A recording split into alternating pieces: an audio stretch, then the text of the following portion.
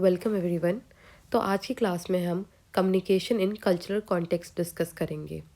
ये हमारा cultural and communication का सेकेंड पार्ट है और ये वीडियो पहले के कंपैरिजन काफ़ी शॉर्ट में होगी। ठीक है, तो लेट्स स्टार्ट द डिस्कशन। तो पहला जो टॉपिक है वो है व्हाट इज़ कल्चरल कॉन्टेक्स्ट। आखिर ये है क्या? तो कल्चरल कॉन्टेक्स्ट वर्ड से ही क्लियर है कि भाई किसी भी कल्चर में अगेन हम कम्युनिकेशन के ही सेंस में बात कर रहे हैं। तो किसी भी कल्चर में जो कम्युनिकेशन का जो मीनिंग है, उसका कॉन्टेक्स्ट है, वो बहुत ज़्यादा डिपेंड करता है। ठीक है, जैसे कि आप रीड करते हैं किसी पर्सन को, तो आप अगर आप अमेरिका में हैं तो आप जनरली आप हेलो करेंगे या फिर हैंड शेक करेंगे। कहीं पे हम लोग किसेस एक्सचेंज करते हैं, तो कहीं पे हक करते हैं। इंडिया में हम जनरली नमस्ते करते हैं। ठीक है, तो ये जो है ये ग्रीट करने का जो है वो कल्चर पे वेरी करता है। ठीक है, कहीं पे ये चीज़ बहुत ही ऑफेंसिव भी हो सकती है। तो अगेन किसी कल्चर के अंदर हमें उसका कम्युनिकेशन, उसका कॉन्टेक्स्ट समझना बहुत ज़रूरी है। ठीक है, तो culture context is related to society where individual are raised and how a culture affect behaviour. मैंने आपको इसका एग्जाम्पल दिया। ठीक है, it incorporates the value that are learn and attitude that shared among group of people. ठीक है, और ये किस चीज़ पे डिपेंड करता है, मतलब इसके अंदर क्या क्या आता है? इसमें आता है बिलीव्स, हमारा मीनिंग्स, कस्टम्स, आइडियाज़, लैंग्वेजेस। ठीक है, अब इसके अलावा जो कल्चरल कॉन्टेक्स्ट है वो दो पार्ट में डिवाइडेड है। One is high culture context and other is low culture context. So let's see कि भाई हाई कल्चर कॉन्टेक्स्ट क्या होता है और लो कल्चर कॉन्टेक्स्ट क्या होता है। अच्छा, आपको एक चीज़ ध्यान रखनी है कि इस टॉपिक के अंदर आपके लिए जो मेजर चीज़ इंपॉर्टेंट है वो है हाई कल्चर कॉन्टेक्स्ट और लो कल्चर कॉन्टेक्स्ट। ठीक है, आपको इसका बस कॉन्सेप्ट समझना है। इसके बाद आप इसके रिलेटेड जो भी अगर क्वेश्चन इनके एग्जाम में भी पूछते हैं एप्लीकेशन में, वो बहुत आप इजीली कर सकते हैं। ठीक है, तो पहले आता है हाई कल्चर कॉन्टेक्स्ट। तो यहाँ पे क्या होता है कि यहाँ का जो कम्युनिकेशन होता है, यहाँ पे जो बंदे एक दूसरे से कम्युनिकेट करते हैं, ये काफ़ी इनफॉर्मल होता है। इट्स जस्ट लाइक जैसे आप अपने फैमिली मेम्बर से बात करते हैं, आप अपने दोस्तों से बात करते हैं। ठीक है, तो message given is indirect and implicit, यानी कि आप बिल्कुल डायरेक्ट बात नहीं कर रहे, आप नॉर्मली एज अ कॉन्वर्सेशन की तरह बात कर सकते हैं। ठीक है, then next is polychronic. Again इसका मैं लास्ट में समझाऊंगी पॉलीक्रोनिक और मोनोक्रोनिक का वर्ड। ठीक है, इसको अभी अभी हम 2 मिनट के लिए छोड़ देते हैं। नेक्स्ट है high use of non verbal communication. तो इस वर्ड का मतलब क्या है कि हम यहाँ पे नॉन वर्बल कम्युनिकेशन बहुत ज़्यादा यूज़ होता है, यानी कि हमारे हैंड जेस्चर्स हो गया, हमारा बॉडी लैंग्वेज हो गया, हमारा फेशियल एक्सप्रेशन हो गया। ठीक है, हमारा आई कॉन्टेक्ट हो गया।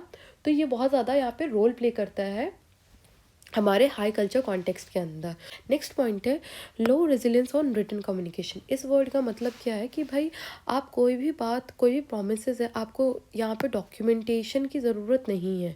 ठीक है, आप बिना डॉक्यूमेंटेशन के भी आप कोई भी प्रोमिसेस कर सकते हैं। फॉर एग्ज़ाम्पल, मैंने बोला कि मैं आपको एक केक बना के दूँगी, तो मैं यहाँ पे आपको एक प्रॉमिस कर रही हूँ। अभी मैं आपको एक डॉक्यूमेंट या कॉन्ट्रैक्ट पेपर साइन करके नहीं दे रही हूँ कि मैं आपको केक बना के दूंगी। इन केस नहीं भी दिया तो मैं आपको सॉरी बोल सकती हूँ, जो भी है। या एक द थिंग इज़ आप ट्रस्ट पे है, आपका ट्रस्ट है, आपका फेथ है, तो जो मैं प्रॉमिस बोलूँगी आप मेरे पे बिलीव करोगे। आपको मेरे से डॉक्यूमेंट लेने की ज़रूरत नहीं है। और ये किस केस में होता है? जब हमारा एक रिलेशनशिप किसी के साथ स्टैब्लिश होता है, चाहे वो फ्रेंड्स का हो, चाहे एक अच्छे कलीग का हो।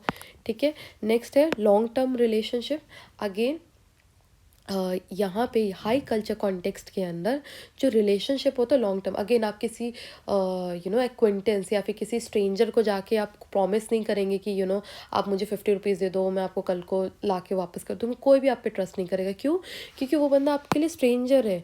ठीक है, और यहाँ पे एक चीज़ आपको ध्यान रखना होगा कि हाई कल्चर कॉन्टेक्स्ट के अंदर आपका सबसे पहले रिलेशनशिप स्टैब्लिश होना बहुत ज़्यादा ज़रूरी है।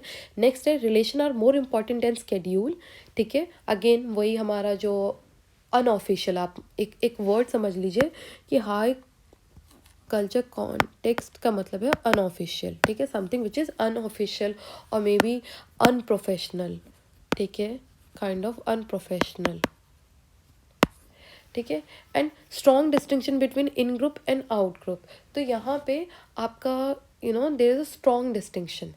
तो आपको यहाँ तक क्लियर होगा। इसमें आप एग्जाम्पल जो हमारा हाई कल्चर कॉन्टेक्स्ट है, इसका आप ले सकते हैं इंडिया एंड जापान। इसको मैं दूसरे पेन से हाईलाइट कर देती हूँ। इंडिया एंड जापान, ठीक है। इंडिया एंड जापान ये ऐसी कंट्रीज़ है, यहाँ पे इवन अगर आप ऑफिसेज में जाएंगे तो वहाँ पे जो लोगों का एक दूसरे के साथ रिलेशन होता है वो मोर देन एम्प्लॉयज़ होता है, ठीक है। वहाँ पे सिर्फ बंदे काम के लिए नहीं आ रहे, उनकी फ्रेंडशिप होती है, वो एक रिलेशनशिप स्टैब्लिश होता है, ठीक है। और इसीलिए इंडिया और जापान जैसे कंट्री पे हाई कल्चर कॉन्टेक्स्ट होता है। नेक्स्ट है हमारा लो कल्चर कॉन्टेक्स्ट। तो लो कल्चर कॉन्टेक्स्ट को आप प्रोफेशनलिज्म से लिंक कर सकते हैं। प्रोफेशनलिज्म का जो भी उसूल होते हैं, जो भी हमें ऑफिस कॉलेजेस इन सब में सिखाया जाता है, you have to be very professional. तो ये जो प्रोफेशनलिज्म के उसूल है ये सारा आपका इस लो कल्चर कॉन्टेक्स्ट के अंदर लग जाता है, ठीक है। आपको मैं एक एग्जांपल देती हूँ। जैसे आपको आप बीमार हो और आपको ये मैसेज अपने फ्रेंड को देना है कि आप बीमार हो एंड आपको फूड पॉइजनिंग हुई है, जो भी चीज़ के कारण आप बीमार हुए और आप स्कूल नहीं आ पाओगे, तो व्हाट यू डू, आप फ़ोन उठाओगे, अपने दोस्त को कॉल करोगे कि भाई मेरी ना तबीयत ख़राब है और मैं कल स्कूल नहीं आ पाऊँगा, ठीक है, आप मेरा ये असाइनमेंट जमा कर देना है, जो भी है। एंड अब यही सेम चीज़ आपको प्रिंसिपल को कन्वे करना है, तो आप प्रिंसिपल को कैसे कन्वे करेंगे, ठीक है। तो प्रिंसिपल को आप कन्वे करने के लिए क्या करेंगे, आप एप्लीकेशन लिखोगे, ठीक है। कौन सी एप्लीकेशन लिखोगे, आप सिक लीव एप्लीकेशन लिखोगे कि सर मैं बीमार हूँ और 1 से 2 दिन की मुझे छुट्टी आप प्लीज़ ग्रांट कर दीजिए, थैंक यू और रिगार्ड्स करके आप अपना नाम लिखोगे। तो ये जो आपने काम किया क्या एक ऑफिशियल डॉक्यूमेंट हुआ, ठीक है।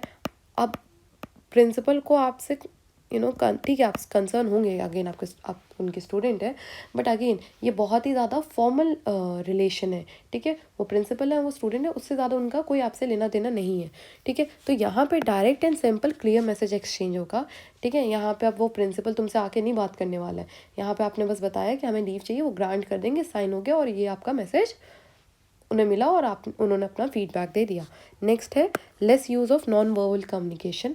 अगेन यहाँ पे क्योंकि आप डॉक्यूमेंट्स वगैरह दे रहे हैं, ठीक है, आप फॉर्मल बातें कर रहे हैं, तो यहाँ पे आपका जो नॉन वर्बल कम्युनिकेशन है इसका जो यूज़ होगा कंपेरेटिवली वो कम होगा, ठीक है, कम होगा। ऐसा नहीं है नहीं होगा, होगा मगर कम होगा हमारे हाई कल्चर कॉन्टेक्स्ट के कंपैरिजन में।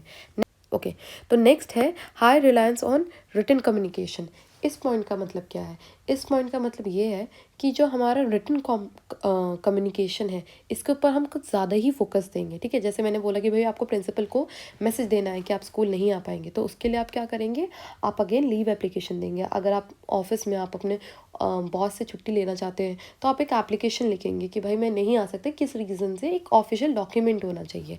नेक्स्ट है rely on facts and evidence. What does it means कि अगेन कुछ भी होता है, जैसे अगर आपने छुट्टी मार ली, ठीक है, और किसी बच्चे ने कहा कि नहीं ये बच्चा तो आया था, तो उसके लिए अब बच्चों से पूछेंगे नहीं कि अच्छा ये राहुल कल एब्सेंट था, ये प्रेजेंट था, बच्चे झूठ भी बोल सकते हैं। तो आप सबसे पहले क्या करेंगे, आप अटेंडेंस खोलेंगे, ठीक है, जो अटेंडेंस रजिस्टर है हम उसको खोलेंगे और उसके अंदर चेक करेंगे कि भाई अगर फॉर एग्जाम्पल रोहन है तो वो कल प्रेजेंट था या फिर एब्सेंट था, ठीक है। अगर प्रेजेंट है तो यानी प्रेजेंट है और एब्सेंट है तो मतलब जो भी डॉक्यूमेंट में लिखा है हम उसको मानेंगे, ना कि हम उस आदमी को मानेंगे। नेक्स्ट है शॉर्ट टर्म रिलेशनशिप। अगेन जब तक आप उस उस स्पेस में हैं या फिर आपका जो काम है उस बंदे के साथ, तब तक आपका रिलेशनशिप स्टैब्लिश है। अगर आप ऑफिस में जा रहे हैं और ऑफिस में आप बहुत ही फॉर्मल रिलेशन है आपके बॉस के साथ, तो वो तब तक ही है जब तक आप ऑफिस में, आप बाहर आ जाओगे तो शायद आप वो रिलेशनशिप स्टैब्लिश ना करो, ठीक है। नेक्स्ट है स्केड्यूल आर मोर इम्पॉर्टेंट। क्योंकि यहाँ पे प्रोफेशनलिज्म को हम फोकस कर रहे हैं, ठीक है। तो प्रोफेशनलिज्म से मतलब ही है कि भाई आपका जो स्केड्यूल होगा, you have to be very punctual, ठीक है। आप ऐसे नहीं कह सकते कि हम कल करेंगे और आप 2 महीने बाद कर रहे हो। कल करना है तो कल करना है। क्योंकि आप डॉक्यूमेंट पे साइन करके दे रहे हो कि जो डेडलाइन है वो इस फलानी डेट को है, तो जो डेट होगी वो तो आपको फॉलो करनी ही पड़ेगी क्योंकि आपने डॉक्यूमेंट पे साइन किया है, ठीक है। एंड नेक्स्ट है फ्लेक्सिबल एंड ओपन। तो अगेन जो लो कल्चर कॉन्टेक्स्ट है ऐसा भी नहीं है कि ये फ्लेक्सिबल नहीं होता है, ये फ्लेक्सिबल भी होता है, ठीक है। जो हमारे डॉक्यूमेंट्स है ये सब है, ये भी मॉडिफाई हो जाते हैं। तो इसमें जो हमारी कंट्रीज़ है वो हमारी हो सकती है यूएसए, ठीक है, लंदन, लंदन माने यूके, सॉरी, ठीक है, जर्मनी, ये जितनी भी कंट्री है they are very professional in nature, ठीक है। यहाँ पे जो काम होता है एम्प्लॉयज़ के साथ हर चीज़ का, सबका document paper work is very important. यहाँ पे प्रोमिसेस नहीं होती कि ठीक है हम आपके लिए ये इंसेंटिव देंगे, जो भी होता है वो डॉक्यूमेंट पे होता है। और अगर कुछ गलत हुआ तो आप डायरेक्ट जाके कोर्ट ऑफ लॉ में स्यू करते हो। जबकि इंडिया जापान जैसे कंट्री में यहाँ पे भी ऐसा होता है कि आपको बॉस ने कुछ प्रॉमिस किया और मे बी उसने नहीं फुलफ़िल किया, तो मे बी आप जाके उस बॉस से जाके बात करोगे कि भाई क्या दिक्कत होगी, हमारे बीच का जो प्रॉमिसेस था वो क्यों नहीं हो पाया, मे बी मिसकम्युनिकेशन होगा, तो आप उस चीज़ को रिजॉल्व करने की कोशिश करोगे। जबकि यहाँ पे आप डायरेक्ट कोर्ट ऑफ लॉ के पास जा रहे हो, ठीक है, यहाँ पे कोई रिजोल्यूशन नहीं हो रहा है। तो ये चीज़ है। अच्छा, एक और चीज़ जो हम डिस्कस करना भूल गए थे वो था मोनोक्रोनिक, ठीक है। हमने ये कीवर्ड हमें डिस्कस करना था। तो मोनोक्रोनिक का मतलब क्या होता है कि मोनोवर्ड मतलब, तो पहली बात तो इस कीवर्ड का मतलब हमेशा याद रखिए सिंगल, ठीक है। तो हम लास्ट में डिस्कस कर लेते हैं कि भाई मोनोक्रोनिक क्या होता है, ठीक है। तो मोनोक्रोनिक वैसा इंडिविजुअल होता है जो बेसिकली एक ही रिलेशनशिप स्टैब्लिश करता है, ठीक है। जबकि पॉलीक्रोनिक क्या होता है, वो एक से ज़्यादा मल्टीटास्किंग होता है, ठीक है। तो मल्टीटास्किंग वही बंदा हो सकता है जो हाई कल्चर कॉन्टेक्स्ट में है, ठीक है। इसी के अंदर ही आप पॉलीक्रोनिक एग्जिस्ट कर सकते हैं, जबकि मोनोक्रोनिक आप लो कल्चर में ही आप रह सकते हैं, जहाँ पे आप फॉर्मल रिलेशनशिप स्टैब्लिश करते हैं, ठीक है। अगर आप फॉर्मल रिलेशनशिप स्टैब्लिश करें फॉर एग्जांपल प्रिंसिपल से, तो there is a very few chance कि आप वहाँ पे आप इनफॉर्मल हो पाए अपने प्रिंसिपल से, आप नहीं हो सकते, ठीक है। तो वो एक चीज़ हो गई।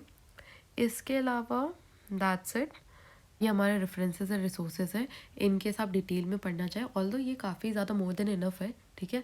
आपको कॉन्सेप्ट का क्लियरिटी होना चाहिए। एग्जाम में आपको जनरली कंट्रीज़ पूछेंगे और कंट्री को आपको क्लासीफाई करना होगा कि whether it comes under high context और लो कॉन्टेक्स्ट, ठीक है। इससे ज़्यादा मुझे नहीं लगता आपको डिटेल में जाने की ज़रूरत है।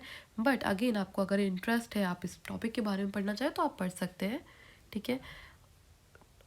That's for all, thank you. In case आपको कोई भी डाउट हो, ठीक है, इस टॉपिक के रिगार्डिंग, तो आप इस वीडियो के कमेंट सेक्शन में पूछ सकते हैं। एंड अगर आपको हमारा ये वीडियो अच्छा लग रहा है तो प्लीज़ हमें सब्सक्राइब करिए एंड लाइक करिए। Thank you.